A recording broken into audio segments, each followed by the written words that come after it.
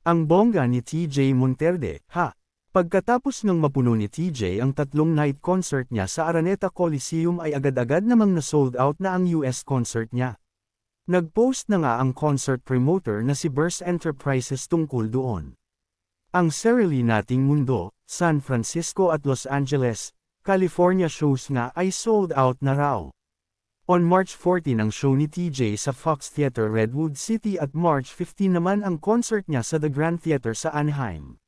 Say nila sa San Francisco show, "We're officially sold out for TJ Monterd's Sariling Mundo live in San Francisco. A massive thank you to everyone who got their tickets. We can't wait to see you all and make it an unforgettable night." At tungkol naman sa LA show, flinex nila na, "We are overwhelmed by your support. TJ Monterd's Sariling Mundo live in LA is officially sold out."